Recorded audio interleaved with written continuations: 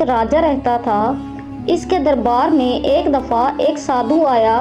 राजा ने उससे पूछा, साधु महाराज, दुनिया में रहकर जो अपनी ज़िंदगी सही तरीके से खुदा की इबादत और लोगों की खिदमत करके गुजारते हैं वो बड़े हैं, या वो जो दुनिया से दूर रहकर जंगल बियाबान में जा बसते हैं और खुदा की इबादत करते हैं वो बड़े हैं? साधु ने जवाब दिया, ऐ राजा, दोनों ही अपनी अपनी जगह बड़ा कहलाने का हक रखते हैं। राजा ने इसकी कोई मिसाल पूछी तो साधु ने कहा, ठीक है, लेकिन इसके लिए आपको कुछ दिन मेरे साथ सफ़र करना पड़ेगा।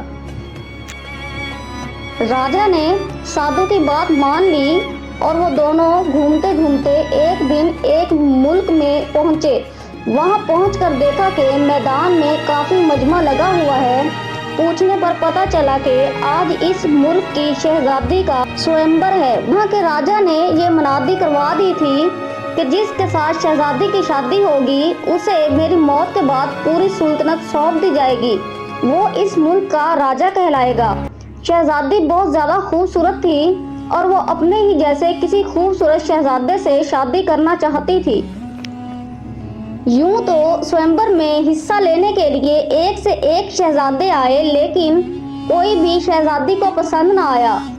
तब ही वहाँ एक नौजवान साधु आया।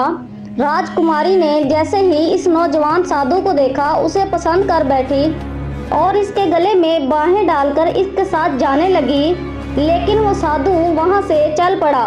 तब राजा ने नौजवान साधु से कहा, अगर तुम मेरी बेटी से शादी कर लोगे तो मैं इसी वक्त आधी सुल्तनत तुम्हें दे दूंगा और मेरी मौत के बाद तुम पूरी सुल्तनत के राजा कहलाओगे।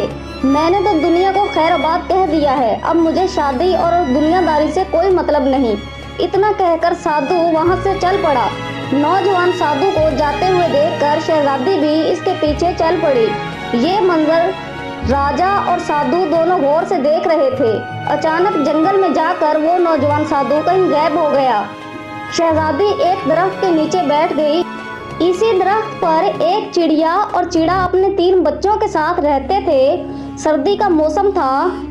चिड़े ने चिड़िया से कहा, ये हमारे मेहमान हैं, हमें इनकी खातिर मदद करनी चाहिए, इन्हें ठंड लग रही होगी, मैं एक जलती हुई लकड़ी लेकर आता हूँ। ये कहकर चिड़ा वहाँ से उड़ गया और कुछ देर बाद कहीं से एक जलती हुई लकड़ी लेकर आया। चिड़े ने इस लकड़ी को नीचे गिरा दिया। इसके बाद दोनों ने इसमें और लकड़ियाँ डालकर उसे जला दिया।